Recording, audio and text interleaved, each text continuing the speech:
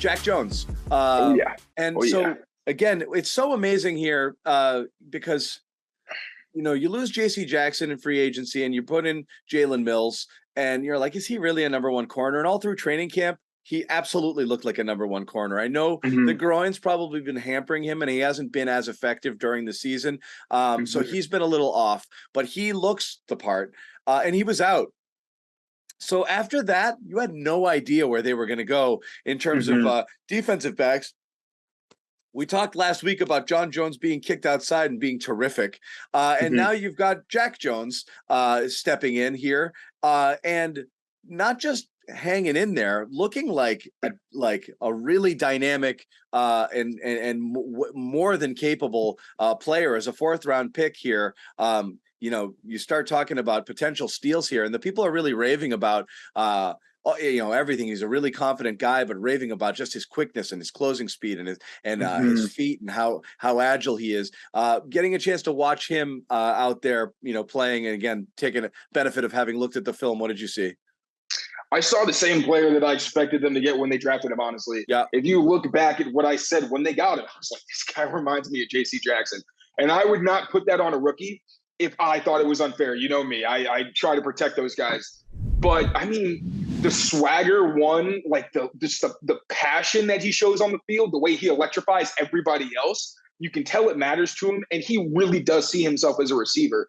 And that was something that showed in the preseason. I put a whole compilation together on Twitter where you can see his first target, he jumped the pass, he jumped an out route, which he said was disrespectful to throw on him.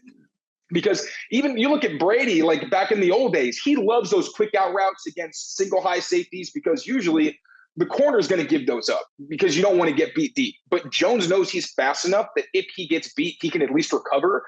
And he's athletic enough and flexible enough, he can recognize it, get in position, and it's not usually detrimental. And we saw that where he actually he tried to jump an out route earlier to Lazard. It was the one where Lazard ended up carrying him a few yards and he couldn't bring him down. But then he got his revenge, and you saw it on the it was the screenplay, I believe, the Dobbs, where he just shot right downhill, took the ball, and then recovered it as well. Like, that dude really does think he's an offensive player. And it's something that you can tell invigorates the team, which is one of the best things. That's what J.C. Jackson did. Like, how many times did J.C. make a play, change the momentum of the game? The whole defense is hyped up. It motivates the offense. You see the turnover turn into a score, things like that. And also, it's Aaron Rodgers. The play is what it is, but that's no small feat, especially considering how he doesn't throw interceptions. Right. Exactly. So it shows how smart Jack Jones is. Now, grain of salt here as well. There was a play where he wasn't targeted, where he was a little aggressive, and he did get beat deep. Now, I think there are going to be growing pains for sure, where he learns what he can and can't do in the NFL, and coaches will make sure that they're on point with that, and if he can either take the coaching, learn from mistakes if he makes them and move on and progress, or, you start seeing teams pick on him and take advantage. We'll see how that shakes out. Another little grain of salt was the fact the Packers started to specifically attack him in the run game. And it wasn't looking pretty, to be very honest, which is why I actually predicted that Jack Jones would be the first rookie to start.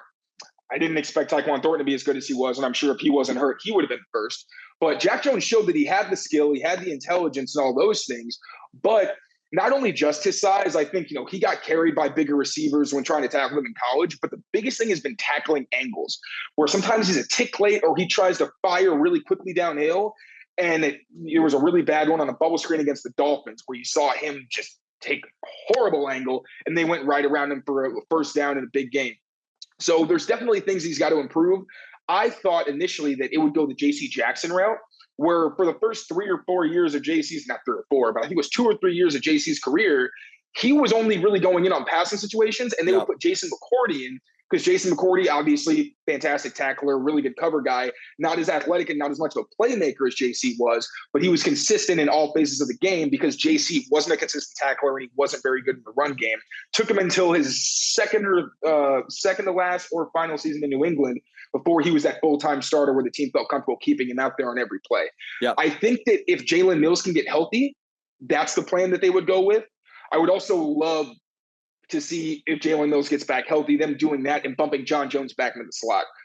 Because I think Miles Bryant is a solid player. I think he's got good ball skills. He's tough. He's strong. he is not supposed to be in man coverage consistently against slot receivers. Yeah. He's just not dynamic. You enough like of an him as athlete. you like him as your sixth D-back out there or something like that, but you're right. In you that don't role want- that you see in Adrian Phillips, you know, where you'll see him in those passing situations. He starts high and then he drops down to get those crossing routes or to read the quarterback and jump the throws. Right. That's where Miles Bryant does well. Get him at depth so he doesn't have to chase guys down. You know, he's a really strong guy. He's tough. He can lay the wood if you give him a head of steam, but you don't want him against guys like Alan Lazard and, you know, some of the quicker, twitchier guys because he's just not a dynamic athlete.